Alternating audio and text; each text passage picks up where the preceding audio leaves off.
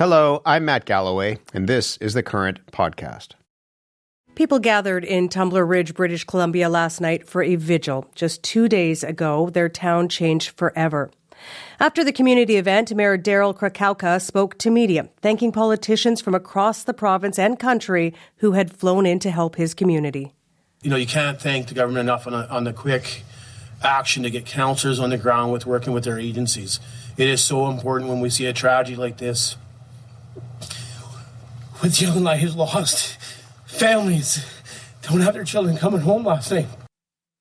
After one of the worst school shootings ever in our country, there are still many questions to answer. But authorities did share some new information yesterday. CBC reporter Brian Labby is in Tumbler Ridge. Brian, hello. Good morning, Pia. Let's begin with that vigil. I know media was not allowed to come or asked not to come, but what do you know took place last night? How are people coming together? Yeah. And we were actually given permission just to take a few still photos from a distance. And of course, some people who attended the vigil are releasing their own videos. And it was a really big turnout. Several hundred people were there. They stood closely together, some of them holding candles. It was a very emotional evening. The mayor was there, as you mentioned, also the Premier of BC, along with the federal and provincial public safety ministers. And according to the Premier, who spoke after the event, they talked about the 6 people who were killed at Tumbler Ridge Secondary School and also the people who are still fighting for their lives. So we heard the clip there about talking about the need for support and the support that has come in. What kind of support has arrived in the community thus far? Yeah, so right now I'm standing near the community center, which is one of the main hubs for this town of 2,500. Now, grief counselors have been dispatched to the town, and there's been a steady flow of people who are coming into the community center, who are looking for someone to talk to, a shoulder to cry on. Now, from a distance, we've seen people go into the center. We know that there's a bit of a wait for people to see a counselor, but the key point here is that some people feel like they really need that support, and some of them are seeking it out. I spoke with a grandfather of 2 14-year-olds who attend the school. His grandkids were not hurt, but he says he's going to be seeking mental health counseling on his own in the days ahead. So he was extremely emotional and just really, just looking for answers and seeking help to try and get through this. Some of those answers, Brian, are hopeful for people to come from the RCMP. We got a bit of information from them yesterday, their first fulsome press conference. We learned that most of the victims were so very, very young, 12 and 13 years old. What more can you tell us about them? Yeah, it was an absolute gut punch when you just hear about the ages of the victims. They were in grade 7, 3 12-year-old girls and 2 boys aged 12 and 13. Now, one of them was shot in a stairwell, the others in the school library. A 39-year-old woman who worked at the school as a teacher's assistant was also shot and killed on Tuesday afternoon. We know a number of people were injured. We also know that people were wounded. So what do you know about those who were wounded? Yeah, so we know that 2 people were airlifted in serious life-threatening condition to hospital outside of the community, including a 12-year-old girl, Maya, and a 19-year-old female. Maya is said to be fighting for her life. About 24 other people were treated for their injuries. So lots of people thinking about those who were injured in this tragedy as well. The police continued to do their investigation, but what details did RCMP begin to fill in about what unfolded at that school earlier this week? Yeah, and definitely a really chilling account of just getting some of these snippets of the details. And, a public shelter-in-place alert was issued on Tuesday afternoon with police warning of an active shooter situation. The suspect at the time was described as, someone in a dress with brown hair. Police received reports of shots being fired at the school. They say that they arrived at the scene within a couple of minutes and they heard gunshots ringing out. About 100 people were inside the school at the time, and they barricaded themselves in classrooms for more than 2 hours until the threat was determined to be over. Police found the dead and wounded inside the school along with the body of the shooter, who was believed to have died from a self-inflicted gunshot wound. And police also said, Brian, that this began in the alleged shooter's home. What happened there? Yeah, that's right. So the shooter's family home is just a short distance from the school, about 2 kilometers away.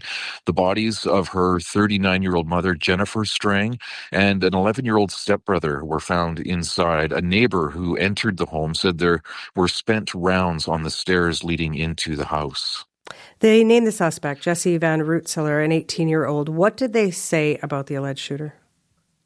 Yeah, RCMP say that Van Rootseller was assigned male at birth, but began transitioning to female about 6 years ago. She's a former student at the school, but had dropped out roughly 4 years ago.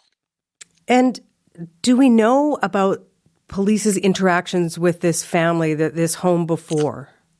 Yeah, we're starting to get just a few more details around that. The RCMP's Deputy Commissioner, Dwayne McDonald, said that police had visited Van Rootseller's home for mental health-related calls in recent years, and that some of the calls were related to weapons. The RCMP say there was an instance when the suspect was apprehended under the Mental Health Act and taken to hospital for assessment.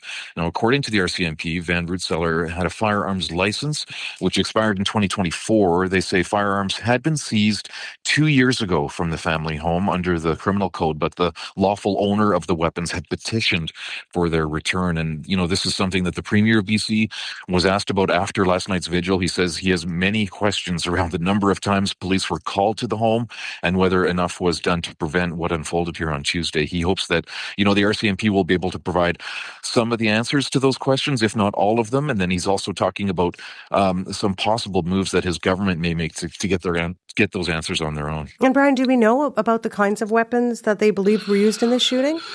Yeah, so police said they recovered 2 firearms at the school, a long gun and a modified handgun is how they described it. Neither weapon was registered to Van Rootseller. Brian, I know you've only been on the ground for about a day, and this is an extraordinarily difficult situation for everyone there and to cover. But in the short time that you've been to this very close-knit community, a town of about 2,500, how are they, just coping, holding up? I was really struck. We spent some time outside the only grocery store in town, and it was just, everyone seems to be, they seem to be strangers, right? But that is not the case. People were coming and going into the grocery store, buying more flowers than groceries for sure. And then people outside just hugging each other and holding these long embraces and just some people sobbing. And it was really an emotional scene. And just to see the strength of the community, the mayor has described people here as family members, not just residents. So that was just a glimpse into the community. And I was really struck by just how strong everyone seems and how they're really coming together to try and support each other. What kind of answers are people in Tumbler Ridge looking for? Well, you can imagine, right? The big one is why. They just don't understand why such a violent attack occurred against young school children. And they also want to know more about the shooter's history with police and whether there were any gaps in the way, police responded to those calls for service in the past. Brian, we'll leave it there. Thank you very much, and please take good care of yourself. Thanks, Pia. CBC reporter Brian Labby is in Tumbler Ridge, British Columbia. Nobody is very far removed from any of this directly, and so certainly shock, sadness, grief, all of those emotions that you would expect. But everybody really is rallying around each other. It's going to be incredibly challenging. And it's going to take everybody standing together to support each other and get through. And Lakeview is committed to doing that. That was Marlana Bluen, who is the co-chief executive officer of Lakeview Credit Union. She was at their branch in Tumbler Ridge yesterday. So we, as a credit union, have reached out. We're working in coordination with the Tumbler Ridge Parent Advisory Council to set up an account to accept donations on behalf of the families that have been impacted. And we want to make sure that there is a legitimate, safe place for people to make donations to a trusted institution. And we will work with the PAC to make sure that those donations go to the families and the people that need them. Marlana says that since the account was opened, there has been a steady stream of donations and a lot of support from the community. Jerry Lynn Kirk is with the Tumbler Ridge Chamber of Commerce.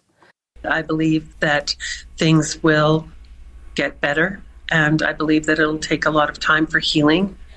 But I believe that Tumbler Ridge will come back stronger and better, and we will miss those who are gone from us. But I think that Tumbler Ridge will come back stronger because of this, and I have to believe that, because if you don't have that hope, it just would be overwhelming. This tragedy has impacted every single person who lives in Tumbler Ridge. Amanda Meggs has lived there for the past 6 years. She is the executive director of the Tumbler Ridge UNESCO Global Geopark. Amanda, hello. Hello. First off, just how are you doing? Under the circumstances, I think I'm coping. It's really hard to put into words sort of how everyone is feeling. Everyone I talk to and ask that question to is feeling much the same way. Disbelief, shock, sadness, a lot of that. And as you say, everyone you've been talking to, tell me about your community and what you're seeing when you see other people. I went into my office. We're working with the district to set up a grief support person. They needed to use our building, so I went in for a bit, and I did see some folks from around town that I know through various boards that I've worked on, businesses. I'm sure you've heard this a million times. Tumbler Ridge is really a small community, so it's very hard to go anywhere without being recognized and having a conversation. So just checking in with people, it's been, there's just a deep sadness that you can kind of feel over the whole town. The businesses are really already doing what they can to help, and individuals setting up, coffee and treats by donation, just trying to connect with their community and make them feel supported and loved, and just trying to do something, which is really hard to do in a situation like this. Yeah, I bet. As you say, everyone knows everyone. The victims of this killing, according to the RCMP, was a teacher who was killed at the school. 5 young people also died at that school. 4 12-year-olds, a 13-year-old. They were so young. Yeah. How are you all just processing that? I'm pretty sure a lot of us aren't yet. I know I can only really speak for myself in this case, but I know that it hasn't quite hit me fully yet, and I really, right now, can only think of the people that are more closely related to these people, as in their friends, their nephews, their nieces. I'm really feeling for the victims and their families.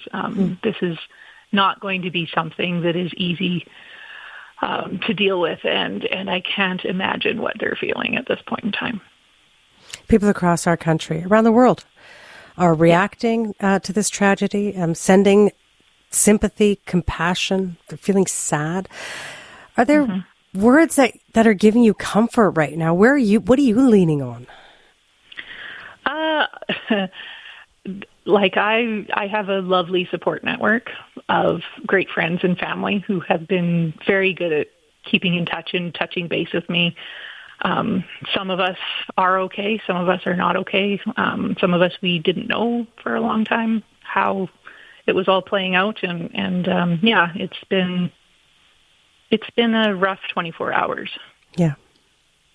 I understand you saw a post by British Columbia poet Shane Coyson, and the first line of the poem is grief in a small town has no corners to hide in.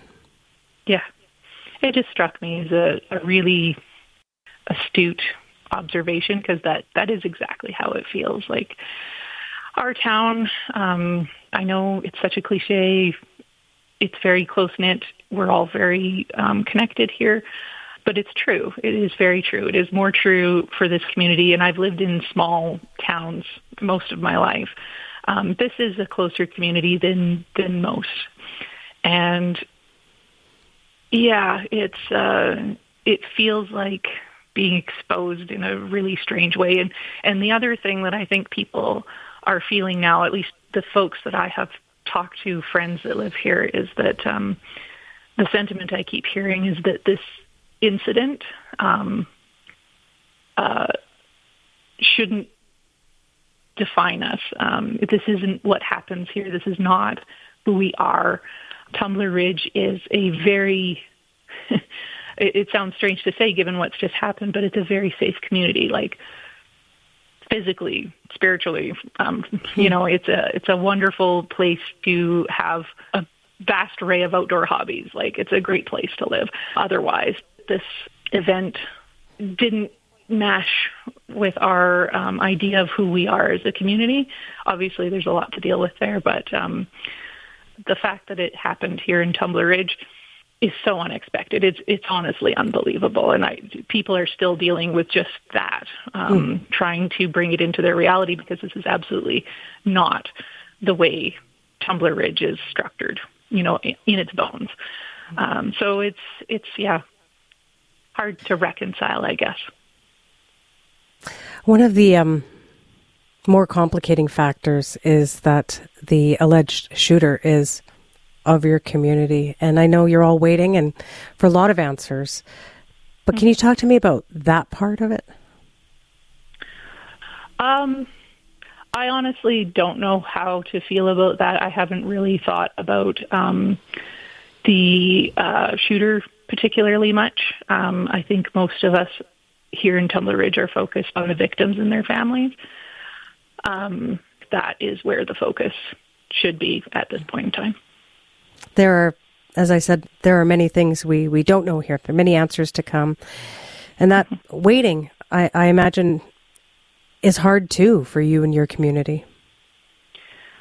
I mean, it is. I have definitely, I think, stalled out on the grieving process a little bit when I think about how this is all feeling for me, because I don't know the details, because I don't know exactly who has been taken from our community. However, that being said, I think it's really important that things don't always go at the speed of social media, with speculation and wild rumors, and I think, out of respect for the victims and their families, that it's really, really important that we take the time and make sure to get the information right before anything is released. Like, I fully understand why the RCMP are being very careful about releasing details, because they need to be accountable for the information that goes out there. It's way harder to, correct misinformation. That's the big thing that I think people just need to be a little bit more patient with. I can see the RCMP doing their best, so I know that information will come out when it's appropriate. I think you told one of our colleagues that there's already enough here to mourn, that you don't need to add to people's grief with speculation, right, or vitriol. Yeah, and it does. I know that I've been upset by some of the comments that I have seen online, and there's really no need for that at this point in time. I know people will fill in the gaps when there isn't information to be had at the ready, but that's not helping anybody. Yeah, I think people just really need to take a step back. I know elsewhere that this doesn't probably feel as real. People will feel a little bit separated from it. But here in Tumbler Ridge, it feels very close and very personal. And we're reading these comments too. So, just out of respect for the people in the community who are still processing, I just hope that people will just be a little bit more clear and kind and patient with the real information coming out, and not be so quick to put their own spin on things. That's a very good reminder. Amanda, we all just want to wrap our arms around you across this country for you and all the people in Tumbler Ridge, and we're really feeling for you. And you didn't have to make time for us, and I really appreciate that you have, and thank you, and take good care of yourself. Thank you very much. Amanda Meggs is the Executive Director of the Tumbler Ridge UNESCO Global Geopark. There are few people who will understand what the community of Tumbler Ridge, BC is going through, quite like Robert St. Pierre. A decade ago, he helped lead his small community, which is about the same size as Tumbler Ridge, through the aftermath of a similar tragedy. 4 people died and 7 others were injured, including Robert's niece, in a shooting at the high school in La Loche in northwestern Saskatchewan. Robert St. Pierre is a former mayor of La Loche. Robert, good morning. Good morning. I know it is still very early hours and days in Tumbler Ridge, but How are you thinking about what's happened and what's happening there? Well, I just feel for the community because we underwent a similar situation 10 years ago, like you identified, and I really feel for that community and what they have to go through. Tell me what those early days are like, or were like for you in La Loche. Well, it was filled with a lot of questions and a lot of trying to figure out what transpired, how it happened, how it laid out, and a lot of unidentified questions, right? Like, there's nobody to answer when you're just trying to figure out and sort through the tragedy, how many people are impacted, the death, right? We have death and we have people injured, and the chaos that comes with it, and it was a real trying time. And as the mayor, you're wearing multiple hats. You're communicating with other leaders and with community members while trying to uphold and embrace your own community, your friends, your family. Tell me about wearing those multiple hats. Well, at the moment, you're not thinking about hats. You're not thinking about roles. You're thinking about the now. What can I do? How can I be of help at this time? And that's really what you focus on. And for me personally, it was my family at the time, because my niece was one of the victims, shooting victims. And so we're preoccupied with ensuring that her health and her safety was attended to at the University Hospital here in Saskatoon. Mm-hmm. So we were focused on that. We weren't focused on the community at the time, because we were focused with what we're dealing with in our family. I'm sorry for that. That must have been just such a trying time for you. Oh, at the time, when I reflect back, yes, it was a trying time, because we did lose my niece a couple times, but they brought her back to life. So it was really hard, because in one moment you're like, oh my God, we lost her, and then, oh, she's still with us. So it was really up and down. So people across our country are feeling what's happened in Tumbler Ridge, but perhaps not as acutely as you were just saying, as you or people in La Loche. How is what happened in Tumbler Ridge being felt in La Loche?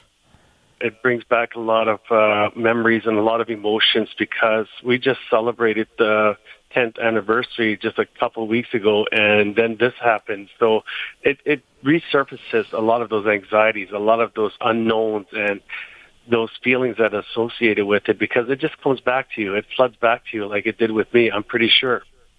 La Loche is a small community, as is Tumbler Ridge, and there's a lot of talking about what it's like for a tragedy like this to take place in a smaller community where everybody knows everyone, where everyone is friends with others and feel like family.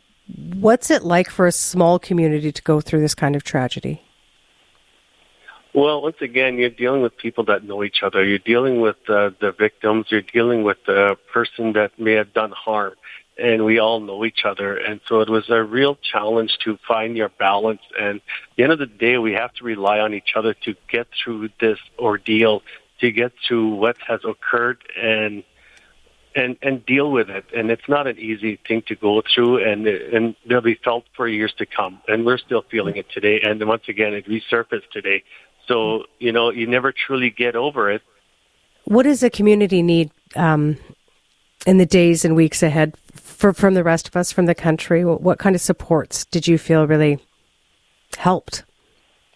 Well, I think the fact that we come together in crisis, unfortunately, it takes a crisis for us to come together. I think our communities, our small communities throughout the country, need to start relying on each other a little more and supportive of each other in so many aspects of our lives, our daily lives, right? We shouldn't have to wait for a tragedy to bring us together. You mentioned your niece was injured in the shooting in La Loche 10 years ago. How is she doing now, 10 years on? Well, she's still on her healing journey. We have our struggles, we have our ups and downs, and it had an impact and continues to have an impact today. And she's dealing with and coping the best that she can with the resources and what she has today. So it's always going to be a struggle, and it's always going to be something that's on the back of her mind. When she hears a loud noise or something in the background, that somebody drops a dish or something, it comes back, and it's a trigger. I'm sure what's happened in Tumbler Ridge is very, very hard on her, as you say. It has changed her life fundamentally. Yes. You mentioned that your community marked 10 years since the shooting in La Loche. How did your community come together to remember that day and the path that you've all been on in the past decade? Well, for starters, the school made the arrangements at their community school, Denny High School. And what they did is they did a thing in the school because on that day for the past 10 years, since that time, has been closed and for those to deal with it in their own way. And so this 10th year anniversary, we opened the doors again.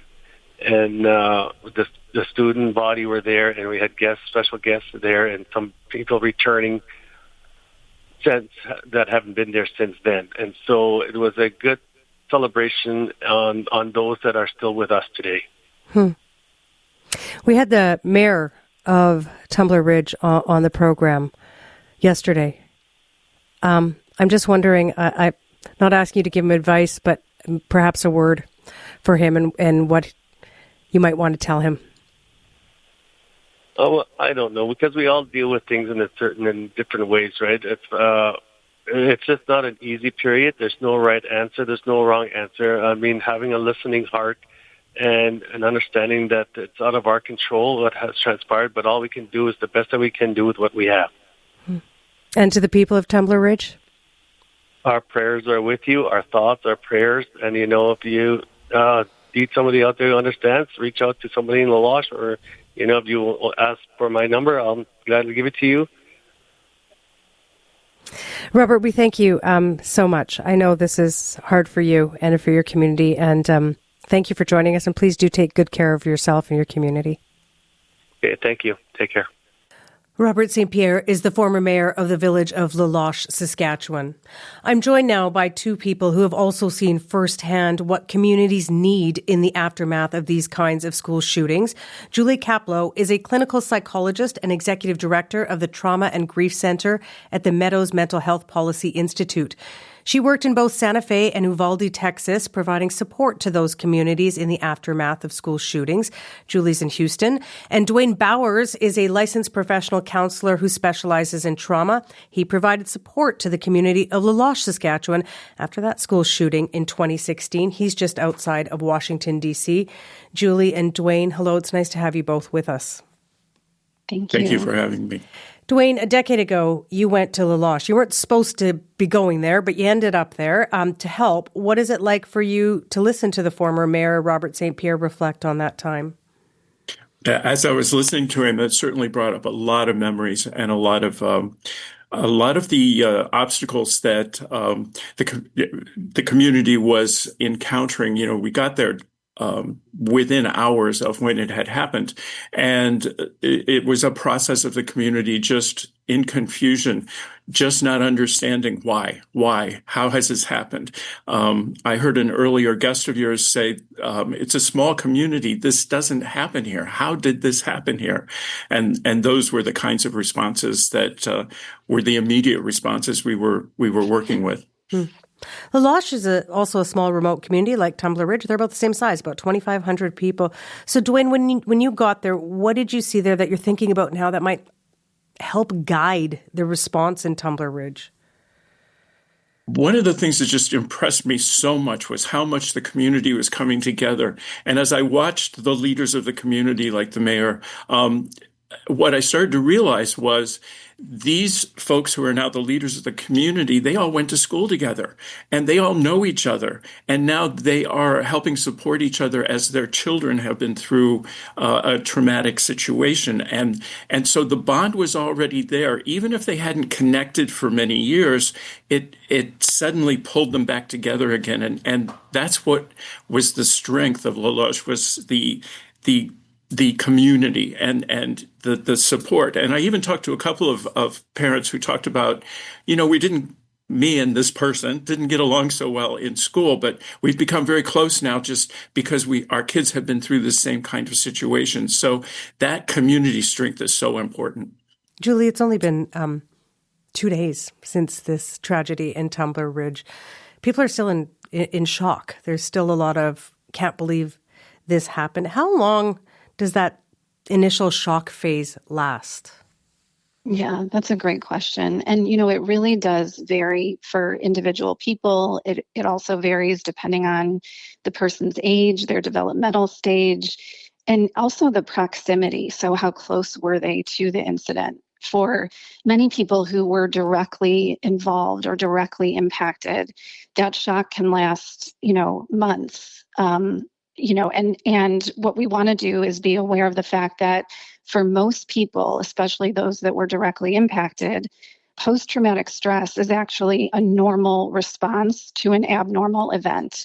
So, that is one of the things that we've learned over the years in these tragedies is that to some degree, we need to normalize that response, that shock, the re-experiencing, feeling like it's happening all over again, questions about why, how did this happen? That is all completely normal, certainly within the first month to 2 months.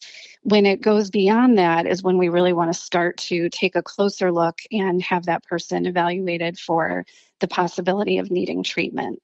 You, Julie, have worked in the aftermath of many school shootings. So you just said what people do need. What don't they need right now?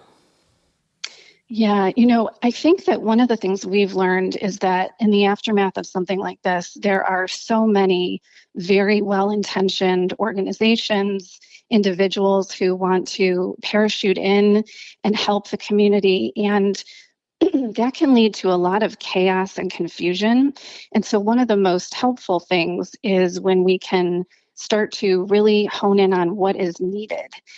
So sometimes the sort of excessive need and urge to come in and help can make it feel more chaotic and more confusing to the recipients. So being able to really vet, who is coming in, what are they offering, are they trained in how to address that intersection of trauma and grief? That's been, very eye-opening. Even some of the most seasoned clinicians who have treated trauma may not have treated those who've experienced traumatic loss. And even those who are well-versed in grief and bereavement may not have had as much exposure to treating trauma. Dwayne, from your perspective, in these early days, what kind of psychological support is the most useful? When I respond to any kind of trauma, but particularly this kind of trauma, the most important necessity is to reestablish a sense of safety. Because of the size of the community where this just never was expected or anticipated, there's been a violation of my sense of safety, and my worldview has changed. Suddenly I see the world much differently because now I see that I and my family are vulnerable.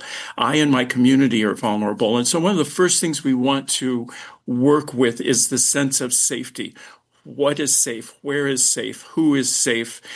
How can you feel again that you are safe in your community, within your school, within your family? Where is safe for you? And how can we augment that and build on it?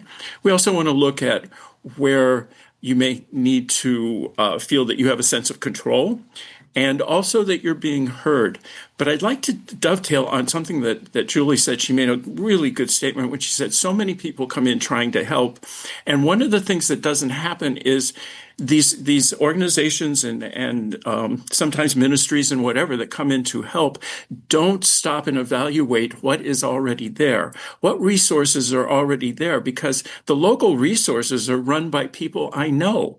They're my friends, my neighbors, rather than strangers coming in and providing resources who are going to eventually leave.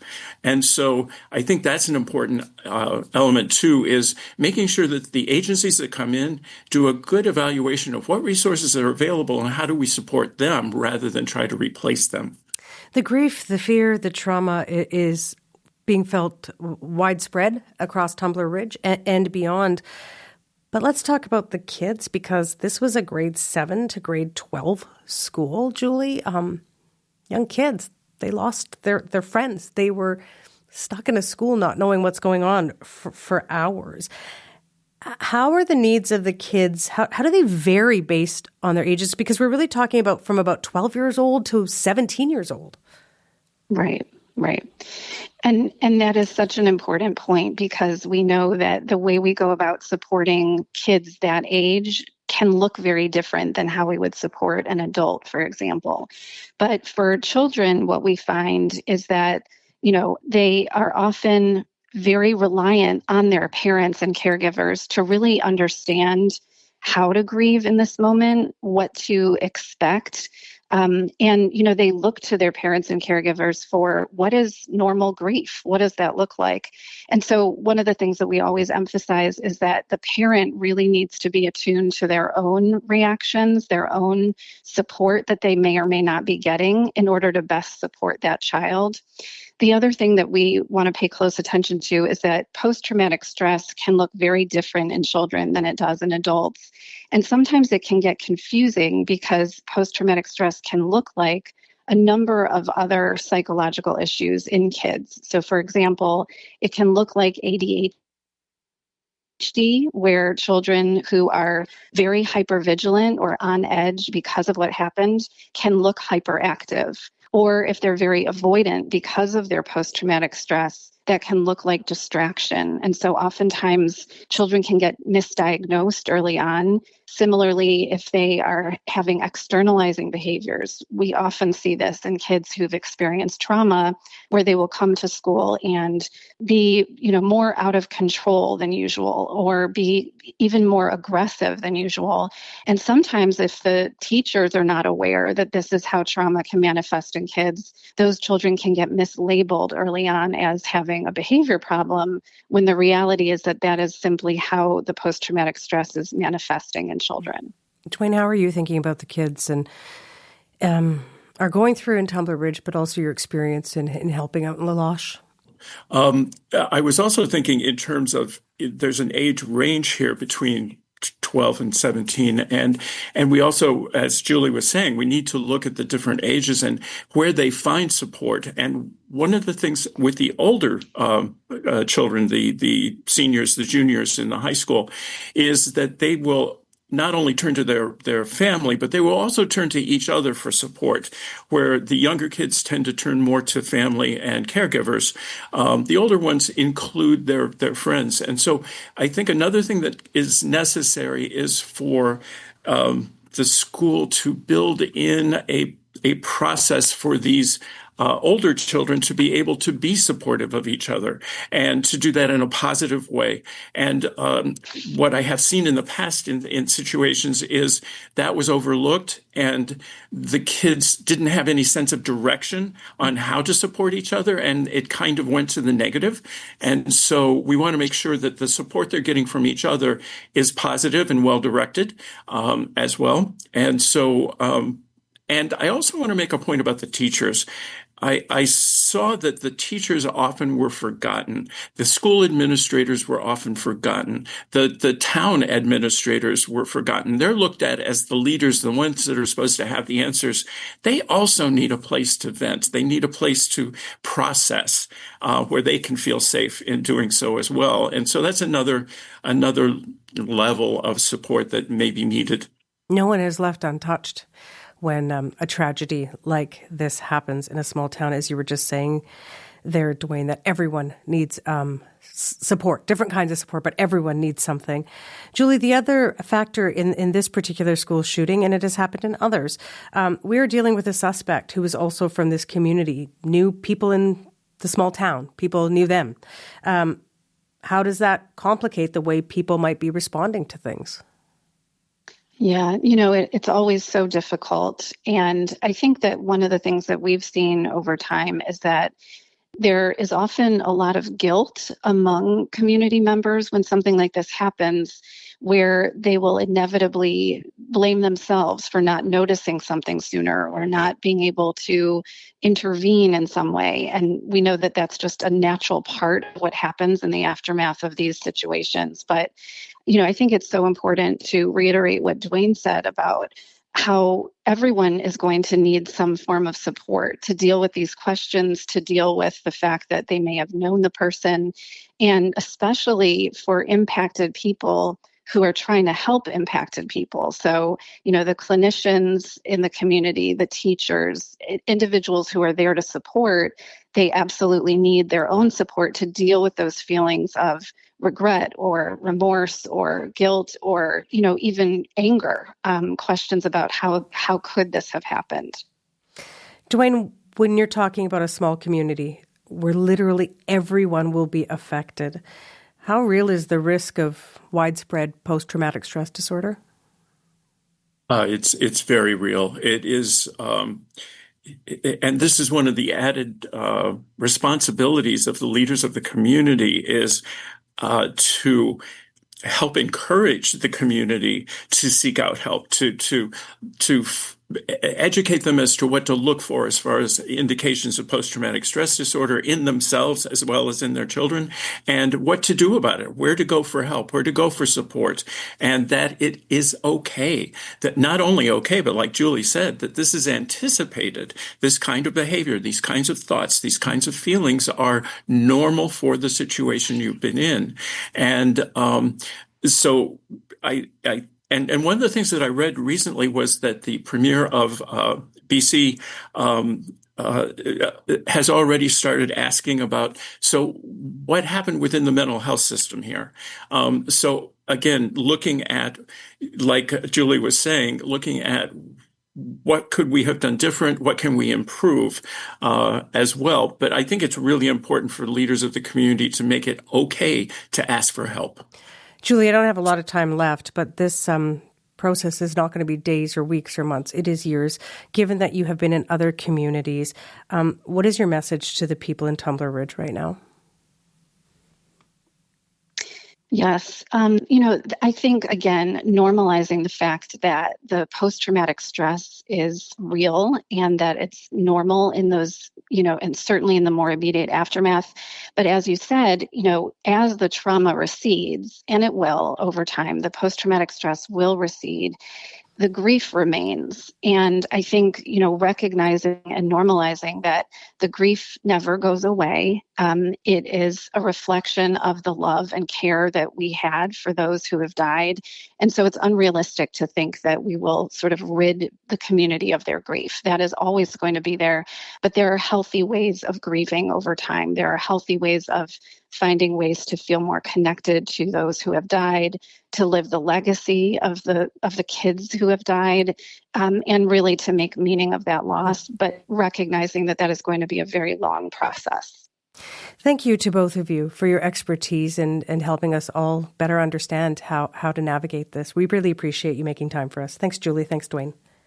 Thank you. Julie Kaplow is a clinical psychologist and executive director of the Trauma and Grief Center at the Meadows Mental Health Policy Institute. She worked in both Santa Fe and Uvalde, Texas, providing support to those communities in the aftermath of school shootings. And Dwayne Bowers is a licensed professional counselor who specializes in trauma. He provided support to the community of La Loche, Saskatchewan after the school shooting there in 2016. You've been listening to The Current Podcast. My name is Matt Galloway. Thanks for listening. I'll talk to you soon.